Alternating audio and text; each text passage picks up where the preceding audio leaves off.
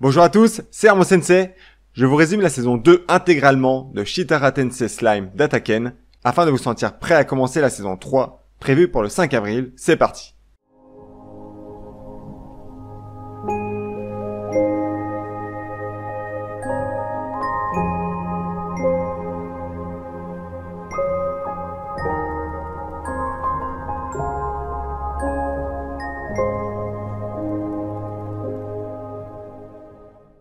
Limul envoie Benimaru à Eurasania en reconnaissance afin de s'assurer que Carion, le roi des bêtes, est digne de confiance avant de réaliser des échanges avec eux. De son côté, Limul accueille la délégation d'Eurasania avec Sufia, un animuscotaire de Carion qui sort pour se battre afin de tester les hommes de Limul. Shion ne tolère pas qu'elle s'adresse avec tant de mépris face à Limul et souhaite en découdre avec elle.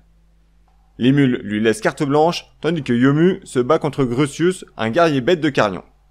Les deux combats sont extrêmement serrés, les combattants montrent de belles qualités d'attaque et de défense. Mais voyant Shion et Sufia sortir des attaques bien trop puissantes, Albis, une autre animuscotaire, met fin au combat car leur but premier était de tester la force des hommes de Limul et non provoquer un conflit. Un accord commercial est même signé pour la fabrication d'alcool.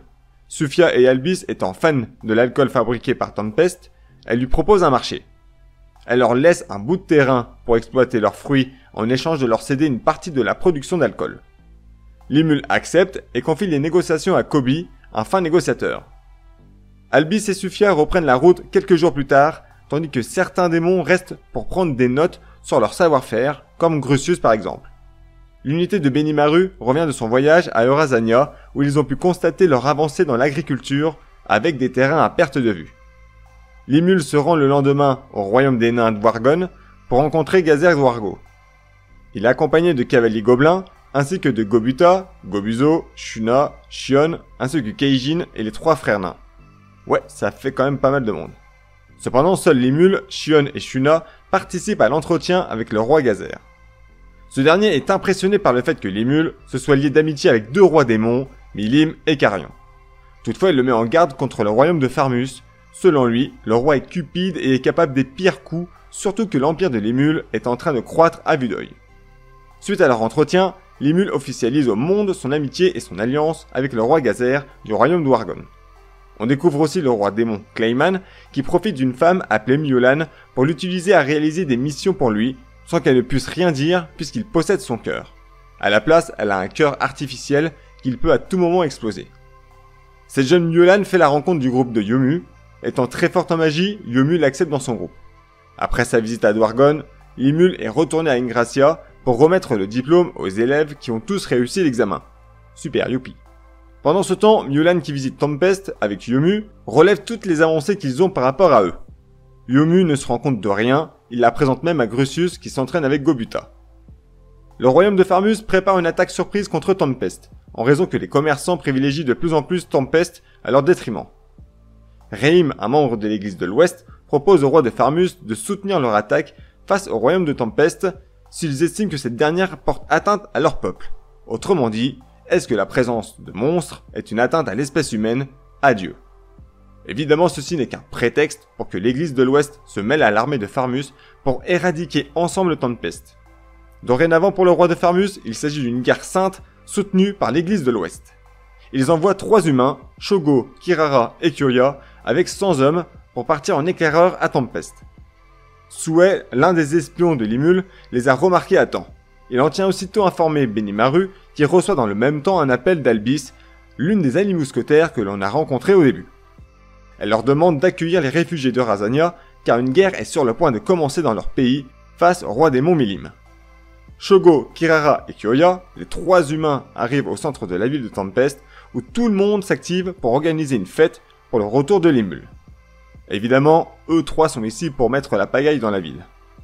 Kirara commence par accuser Gobuzo de l'avoir touché aux fesses. Ça c'est pas bien. Face à son pouvoir qui force à faire croire aux gens ce qu'elle raconte, Gobuzo apparaît désemparé. Shogo et Kyoya s'en mêlent à leur tour pour l'enfoncer encore plus. Heureusement, Gobuta arrive et défend parfaitement son ami en tournant la situation à son avantage. Face au rire des gens autour d'elle, Kirara perd patience et demande à tout le monde de se tuer en utilisant sa magie manipulatrice. Hélas, chou blanc, cela ne fonctionne pas.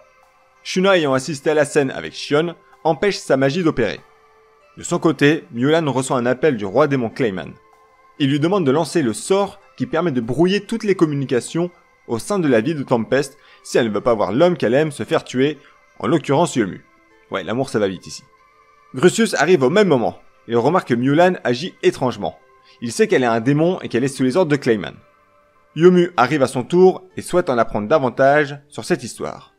Malheureusement, Mulan ne peut s'empêcher de lancer le sort, elle le fait pour les protéger également. Raim, l'homme de l'église de l'Ouest, dresse également une barrière autour de la ville, diminuant fortement la puissance des monstres à l'intérieur. Shuna et Shion demandent aux trois humains de bien vouloir quitter les lieux s'ils sont venus pour chercher des problèmes, le combat semble alors inévitable. Limul se retrouve bloqué à la sortie d'Ingracia dans une barrière anti-magie et voit apparaître Hinata, une chevalier sacrée venue venger Shizu, dont l'implication de Limul ne fait aucun doute selon elle. À Tempest, les choses se compliquent. Les barrières ont affaibli les Kinju qui ne peuvent lutter. Le vieux Akuro se fait battre, ainsi que Gobuta par Kyoya. Shion quant à elle se fait attaquer par derrière par l'un des soldats provenant du royaume de Farmus, qui attaque la ville. Du côté du combat de Limul face à Hinata, ça chauffe pas mal. Si Hinata parvient à toucher Limul 7 fois, il mourra. Ça c'est chaud quand même. Au moment où il prend la 7ème attaque, qui est censée le tuer, Limul fait appel à sa technique Voracité. Il se transforme en un être qui mélange plusieurs aspects de monstres, et Hinata tente de l'immobiliser alors en invoquant une cage astrale, mais il parvient à la briser. Elle fait alors appel aux esprits et lance Désintégration qui ne laisse rien du corps de Limul. Hinata est parvenue à se venger de Shizu, elle se retire alors. Il se trouve que Limul est bien vivant, il a créé un clone de lui-même juste après avoir invoqué Ifrit, puis s'est caché tout le long du combat. Il s'empresse alors de rejoindre Tempest, sachant la ville en danger. La ville étant coupée de toute communication, il ne peut s'y téléporter directement. Il passe alors par le point de téléportation le plus proche, où il trouve Souhait, son espion. Ce dernier lui informe qu'une barrière a été dressée autour de Tempest par des hommes provenant du royaume de Farmus. Une fois sur les lieux, Limul demande à Souhait et son équipe de débusquer la personne ayant érigé la barrière externe. Quant à lui, il s'occupe de la personne ayant invoqué celle qui brouille les communications. Une fois à l'intérieur, il sent la puissance de Benimaru. Il fait face à Grucius qui protège Mulan ainsi que Yomu. Mais Benimaru le tolère pas, il soulève Grucius, mais heureusement, Limul intervient à temps. Il demande des explications quant à cette situation. Yomu et Grucius présentent leurs excuses face à Limul pour avoir protégé Mulan. Elle explique à son tour à Limul quelle est la raison de ce massacre. C'est elle qui a déployé cette barrière qui restreint les pouvoirs des monstres. Une réunion est organisée rapidement au QG. Limul apprend que Mulan travaille en réalité pour le roi démon Clayman et que l'église de l'Ouest, ainsi que le royaume de Farmus, sont de mèche et veulent détruire le royaume de Tempest en raison de son essor commercial. Ils ont lancé un ultimatum, ils reviendront dans une semaine avec le roi Edmaris de Farmus pour raser cette ville qui souille la volonté de Dieu. Limul demande alors à Murmil de partir pour Bone Moon pour les prévenir de l'attaque soudaine du royaume de Farmus. En ce qui concerne Mulan, il préfère la garder dans la chambre des invités pour lui laisser le temps de la réflexion. Ils seront ensuite près des blessés, Gobuta et Akuro, qui ont reçu des dommages difficiles à soigner. Limul est obligé d'avoir recours à Voracité pour absorber leurs blessures, leur potion étant inefficace. N'ayant pas encore vu Shion dans les parages, il se demande bien où elle peut être. Benimaru l'emmène alors à la place publique où se trouvent les corps de ceux ayant succombé lors de cette bataille. Limul constate des dizaines de corps, dont Gobuzo et Shion. Il est tétanisé. Qu'un tel massacre se soit déroulé en son absence lui est intolérable. Mais Hélène arrive avec ses deux gardes du corps et lui explique qu'il existe une probabilité qu'une résurrection soit possible, et pour cela, Limul doit évoluer en roi démon. Pour y remédier, il doit absorber 10 000 vies humaines, ce qui tombe plutôt bien, puisqu'une armée de Farmus arrive avec pas moins de 20 000 hommes. Pour être sûr que les âmes des défunts ne quittent pas leur corps, Limul dresse une barrière supplémentaire autour de la ville. Il rend ensuite son verdict pour Mulan et décide de la tuer, du moins en apparence. Il détruit le cœur artificiel que Clayman lui avait implanté en tant que marionnette, ce qui lui permettait de recevoir toutes les discussions qu'elle recevait. Limul a fait une copie de ce cœur et le remplace au même moment où il se débarrasse du cœur placé par Clayman. Ainsi, Mulan est désormais libre, elle n'est plus sous son contrôle et peut mener une vie normale sans craindre la mort. Limul organise une réunion où il fait part de son projet de faire de Yomu le prochain roi du royaume de Farmus, une fois qu'il aura éradiqué l'armée de Farmus ainsi que ses conseillers et son roi. Ainsi, il compte bien changer la mentalité des humains envers les monstres. Il en profite pour annoncer à tout le monde qu'il compte devenir un roi démon pour tenter de ressusciter Shion et les autres morts au combat. Il envoie différentes escouades s'occuper des piliers qui permettent de maintenir la barrière anti-magie placée au-dessus du royaume de Tempest. Benimaru à l'est, Akuro, Riguru, Gobuta et Gerudo à l'ouest, Gabiru et ses hommes au sud, et pour finir, Suei, Soka et leur escouade au nord. Limul veut les attaquer par surprise au lieu d'attendre qu'ils viennent à lui. Toutes les escouades parviennent à détruire les piliers magiques, ce qui permet à Shuna et Myolan de mettre en place une nouvelle barrière autour de Tempest. Akuro quant à lui s'occupe de Kyoya. Il parvient sans mal à le supprimer et rejoint Gerudo qui fait face à Shogo. Ce dernier voyant la tête de Kyoya rouler près de lui, prend peur et fonce sous la tente où se trouve Kirara. Il la tue pour absorber une nouvelle compétence, celle de survivant. Cela lui permet de se régénérer rapidement et de gagner une immunité face aux dégâts élémentaires. Gerudo décide de s'en charger seul et le moins que l'on puisse dire, c'est qu'il l'éclate complètement. Il se fait néanmoins sauver in extremis par Raizen, le chef des sorciers du royaume de Farmus. Il l'emmène en se téléportant au sein de l'armée de l'église de l'Ouest. Il éteint ensuite son esprit pour prendre possession de son corps. Les mules, non loin d'ici, dressent une barrière anti-magie au-dessus de leur campement et commencent son extermination des soldats de Farmus en utilisant Megiddo. À force de prendre des âmes, il acquiert une nouvelle compétence qui s'appelle Sans Pitié. Elle permet de tuer instantanément les individus ciblés. Il parvient ainsi à réunir les âmes requises pour évoluer en roi démon et demande à Renga de le ramener à Tempest avec le roi de Farmus, Edmaris, et son évêque en tant que prisonnier. Juste avant cela, les mules invoquent des démons pour leur offrir les cadavres des humains gisant sur le champ de bataille en échange de s'occuper d'un individu qui se fait passer pour mort. Cet individu, c'est Raizen. Il fait alors face à Black et invoque un guerrier de terre face à lui. Black s'en débarrasse d'un simple coup de poing, il se met même un handicap anti-magie pour tester les capacités du corps que lui a offert les mules. Raizen entre en mode berserk mais ne parvient pas à toucher Black. Face à cette domination, Raizen comprend qu'il est devenu un démon primordial et en tombe même dans les pommes. Une fois de retour à Tempest, le festival de la moisson, titre donné à la transformation en roi démon de Limul, commence. Tout le monde assiste au rituel. Une fois terminé, le pouvoir de voracité de Limul est plus performant que jamais et se nomme dorénavant Belzébuth. Le pouvoir de grand sage, quant à lui, se nomme Raphaël. Il commence sans plus tarder le rituel pour faire revivre tous les morts. Pour cela, il rassemble tous les esprits qui étaient bloqués dans la ville grâce à sa barrière et les place au-dessus de chaque corps. Ne bénéficiant pas assez de mana pour finaliser ce rituel, Black apparaît pour lui proposer d'absorber ses deux hommes de main. Limul accepte et achève le rituel. Il tombe de fatigue, mais c'est alors que les yeux de Shion s'ouvrent. C'est fait, Limul a réussi à ressusciter tout le monde en pleine santé. Il doit néanmoins s'occuper encore de l'église de l'Ouest, de Clayman, ainsi que du royaume de Farmus. Benimaru vient lui prévenir qu'il a dormi 3 jours après avoir ressuscité toutes les victimes et qu'entre-temps, la situation s'est dégradée à Eurasania. Milim a déclaré la guerre au roi bête Carion. Justement, Sufia, Albis sont là pour demander à Limul d'accepter le peuple de Carion dans la forêt de Jura. Ce dernier se bat depuis plusieurs jours face à Milim, mais lorsqu'il voit sa plus puissante attaque, Dragonova, détruire l'entièreté de sa ville, il comprend qu'elle est bien plus forte que lui. De plus, Frey, la reine du ciel, le prend par surprise et menace de le tuer. Elle travaille en coopération avec Milim, mais sous les ordres du roi démon Clayman. Limul envoie Sway enquêter sur Clayman et nomme Black Diablo, le rendant encore plus puissant. Enfin, il retourne dans la grotte où il a rencontré Veldra pour tenir la promesse qu'il lui a faite il y a 2 ans, le libérer. Pour ce faire, il crée un clone de lui-même pour donner une enveloppe corporelle à l'intégration de l'âme de Veldra. Ensuite, il la transplante à l'intérieur, et voilà le beau Veldra enfin libre. Il le ramène au village pour faire les présentations, puis organise une réunion où il fait part de son intention de s'autoproclamer roi démon et l'envie de supprimer Clayman. Dans le même temps, Gazer Dwargo, le roi de Dwargon, et d'autres entités importantes dans les régions voisines arrivent pour assister à une réunion destinée à énoncer la politique future de Tempest. On y trouve le grand-duc Hérald de la dynastie de Salion, les 3 ennemis mousquetaires de Razania, Albis, Sufia et Phobio, Fuse, chef de la guilde du royaume de Burmund, ou encore Myolan, Yomu et Grusius, représentant désormais du royaume de Farmus. Limul annonce à tout le monde qu'il est devenu un roi démon.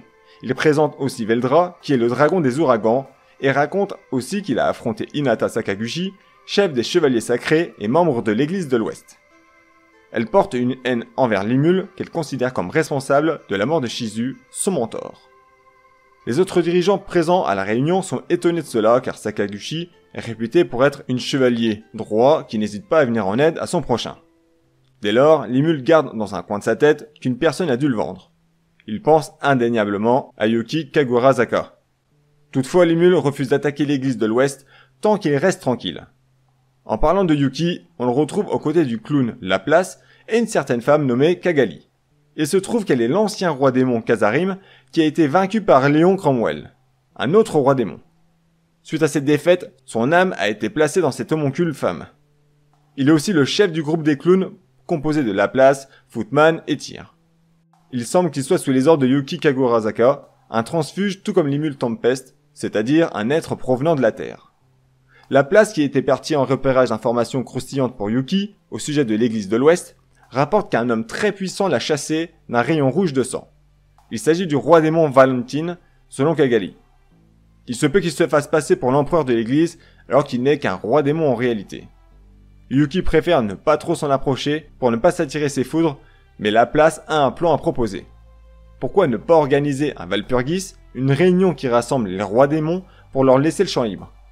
De retour à la grande réunion organisée par Limul à Tempest, la milice, la petite fée dorée, arrive pour le prévenir qu'elle a vu la destruction de Tempest. Limul la met de côté dans les bras de Veldra, puis annonce aux dirigeants des pays présents la version des faits qu'il va annoncer au monde.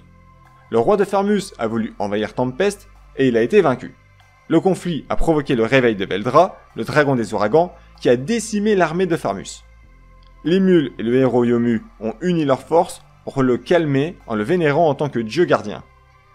Ainsi, le massacre de l'armée de Farmus par le dragon Veldra passera pour un fait quelconque et protège l'imal de Limul qui pourrait être grandement dégradé si les gens apprenaient que c'est lui seul qui est parvenu à supprimer l'armée entière de Farmus. Cela a un effet bénéfique pour Tempest qui jouit de l'autorité de Veldra qui provoque la peur chez les autres pays. Fuse tient à appuyer la montée de Yomu sur le trône de Farmus en usant de leurs relations avec deux nobles importants du royaume, à savoir le marquis Müller et le comte Hermann. Il ne reste plus que le duc Hérald de Salion à convaincre de la bonne foi de Limul. C'est la première fois qu'il le rencontre, et faire confiance à un pays de monstres n'est pas quelque chose d'évident. Mais face à ses paroles et son envie de passer des pactes diplomatiques entre leurs pays, le duc Hérald finit par être convaincu qu'il est un bon dirigeant. Il accepte de faire partie de ses alliés. La réunion se termine ainsi. Dorénavant, Limul peut compter sur 3 pays pour le soutenir, Dwargon, Burmund et Salion. Il revient alors vers la milice, qui a un message important à lui transmettre. Clayman va organiser un Walpurgis, une sorte de réunion de rois démons. Il faut au moins 3 rois démons pour qu'il ait lieu. Pour celui-ci, il s'agit de Clayman, Frey et Milim. Le but pour Clayman est de retourner les autres rois démons contre Tempest en dénonçant son émergence fulgurante. De plus, il compte lui mettre sur le dos la mort de Mulan, car je rappelle que Limul a détruit son cœur artificiel, qui servait de communication pour Clayman. Shion a questionné les prisonniers, dont Reim, qui a avoué que tout a été planifié par le cardinal Nicolas Spertus, qui souhaite détruire ce pays qui va à l'encontre de leurs croyances. Limul demande à Yomu de délivrer les 3 prisonniers du royaume de Farmus, à savoir le roi Edmaris, Reim et Raizen, pour être accueillis en héros une fois arrivés là-bas. Il sera accompagné également de Diablo. Il demande à Soued d'apparaître pour qu'il lui fasse un point sur les armées ennemies. 30 000 soldats se trouvent sur le territoire du roi démon Milim, dirigé par Yamza le Majeur. Clayman compte 5 grands combattants représentant chacun un doigt de la main. Mulan était l'annulaire. Face au nombre plutôt faible de soldats de Clayman, Limul pense que leur véritable objectif est autre que celui de détruire Tempest. Il en vient rapidement à penser qu'il va finir d'envahir Eurasania, afin de prendre la vie des derniers habitants pour devenir un véritable roi démon. Grâce à Raphaël, il peut désormais téléporter des individus sans risque, ce qui va être utile pour arriver à Eurasania à temps pour intercepter l'attaque de Clayman. Pour le déstabiliser davantage, Limul compte assister au Walpurgis en compagnie de Shion et de Ranga. Il autorise Traini et Beretta d'accompagner la milice, mais comme Traini est une riade qui ne peut quitter la forêt du Jura, Limul transfère son esprit dans un pantin de bois. Ainsi, elle peut accompagner la milice jusqu'au Walpurgis sans problème. Il passe ensuite la nuit à téléporter tous les habitants restants de Razania à Tempest. Le jour J est arrivé, le duc Hérald est reparti pour Salion, le roi Gazer rentre chez lui à Dwargon, le groupe de Yomu part pour le royaume de Farmus en compagnie de Diablo, Benimaru et les autres sont partis pour Eurazania, mais ce dernier a une demande particulière, il aimerait en profiter pour prendre le château de Clayman. Disposant de la force d'Akuro et de Soe, il dispose d'une force de frappe suffisante. Shuna insiste pour les accompagner au cas où Clayman leur joue un tour avec sa capacité à manipuler les gens. De plus, il se peut que le roi démon Carion soit enfermé à l'intérieur du château, cela permettrait d'y faire une enquête. Limul accepte qu'elle les accompagne. Avant de partir pour le Walpurgis, il demande à Veldra de veiller sur les habitants. Yamza le Majeur est arrivé à Eurazania, mais il n'y trouve personne. Il en tient à informer Clayman immédiatement, qui apprend également que le dragon des ouragans Veldra est de retour. On apprend qu'en réalité, Milim est contrôlée par un collier que lui a mis Frey, sous la demande de Clayman. Cela explique pourquoi elle s'est alliée à lui. Un entretien a lieu entre deux rois démons, Guy Crimson et Léon Cromwell. Crimson a convié Cromwell pour lui parler du Walpurgis demandé par Clayman. Selon lui, cela est lié à la disparition du roi démon Carion, d'autant plus que la participation de Milim à ses côtés est suspecte. En temps normal, elle est un électron libre. Clayman la manipule sûrement. Il demande alors à Cromwell de bien vouloir venir au Walpurgis pour se joindre à lui contre Clayman. Cromwell tient à éclaircir un point, selon des sources qui lui sont propres, Veldra, le dragon des ouragans, se serait réveillé suite à la guerre déclenchée par Farmus contre Tempest. Mais il a une autre théorie, celle d'une personne possédant un pouvoir aussi puissant que le leur, qui aurait caché Veldra dans un autre espace. Forcément, pour réussir à faire ça, il pense indéniablement à Limul. La bataille commence entre Tempest et Clayman. Gerudo lance les hostilités en déclenchant leur premier piège qui détruit le sol sous les pieds des soldats de Clayman. Parmi eux, certains sont de type draconique et peuvent voler. C'est alors au tour de Gabiru et ses hommes de s'en charger. Phobio repère Footman et Tears, les deux clowns. Il compte bien prendre sa revanche accompagné de Gerudo qui arrive en soutien sous ordre de Benimaru. Yamza le Majeur se rend compte que la bataille est déjà perdue. N'étant pas mis sur écoute par Clayman, il tente de s'enfuir discrètement de ce bourbier, mais sa magie spatiale ne fonctionne pas, l'ennemi est déjà là. Albis est occupé de ses hommes et n'est pas contre un petit duel face à lui. Yamza accepte, mais il n'a jamais dit qu'il ne tricherait pas. Il appelle des hommes à lui pour attirer son attention afin de l'attaquer dans son angle mort, mais Gobuta ainsi que 4 soldats à lui, qui étaient cachés dans l'ombre d'Albis, sortent pour l'aider. Yamza utilise un artefact, le Doppelganger, qui lui permet de se dédoubler, mais ce n'est rien face à la transformation d'Albis, qui est encore bien plus puissante. Elle le met à terre en une seule attaque, c'est dire. Clayman assiste au combat de loin et ne compte pas le laisser abdiquer comme ça. Il contrôle ses mouvements et le force à avaler une orbre démoniaque qui le transforme en Charybdis, une calamité. Midray et Hermès, des adorateurs de dragons travaillant pour Milim, font face à Sufia et Gabiru. Sufia se fait clairement dominer par Midray, qui possède une puissance incroyable, mais Gabiru réussit à vaincre Hermès. Lorsqu'il voit au loin Charybdis revenir à la vie, ou du moins un fragment de son existence, il décide d'en rester là et de s'entraider. Midray et Hermès étant des hommes de Milim et non de Clayman, n'ont aucune raison de continuer ce combat. Soudain, Benimaru surgit devant Albis. Il coupe en deux Charybdis et le fait disparaître en utilisant Brasier Infernal. Benimaru possède une énergie inimaginable depuis le passage de Limul en roi démon. Du côté de Gerudo et Phobio, ils ne parviennent pas à prendre le dessus sur Footman et Tears.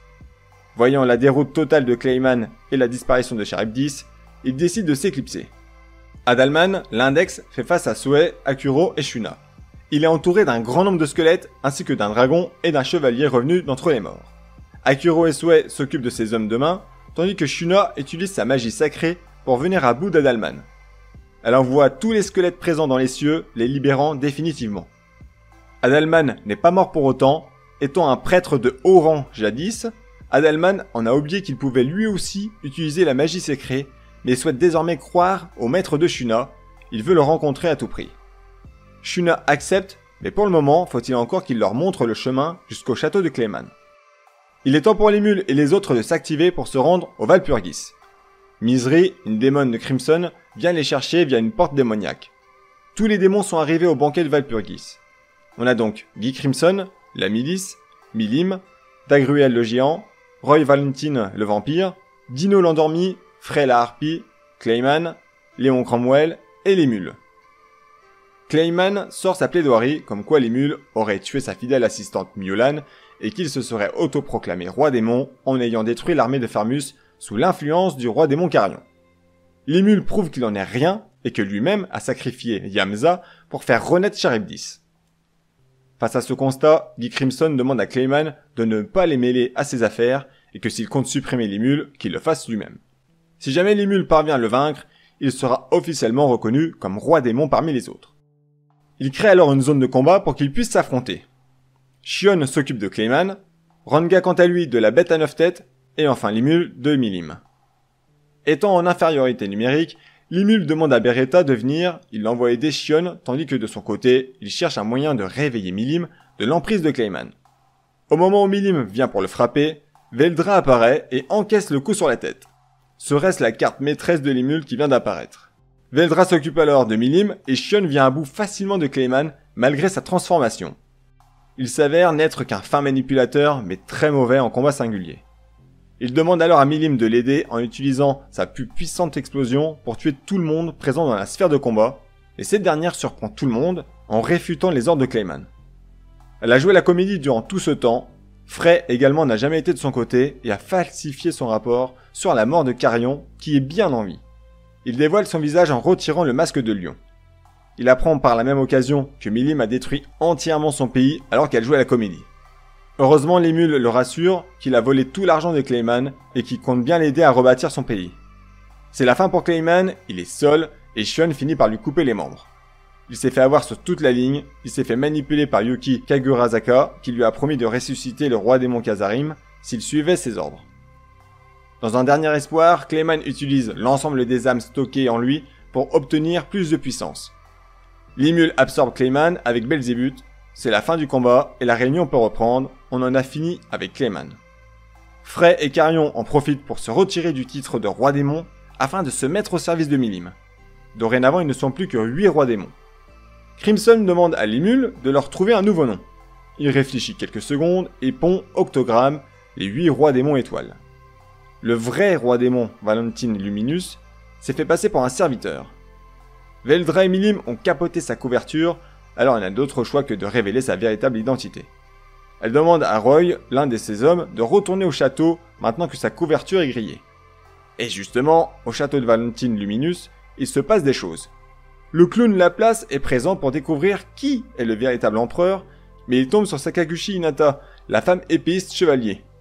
Il s'enfuit et se retrouve face à Roy, le serviteur de Luminus, mais Laplace le tue à une vitesse impressionnante, et le fait qu'il ait appris que Clayman soit mort de sa bouche l'a fortement énervé.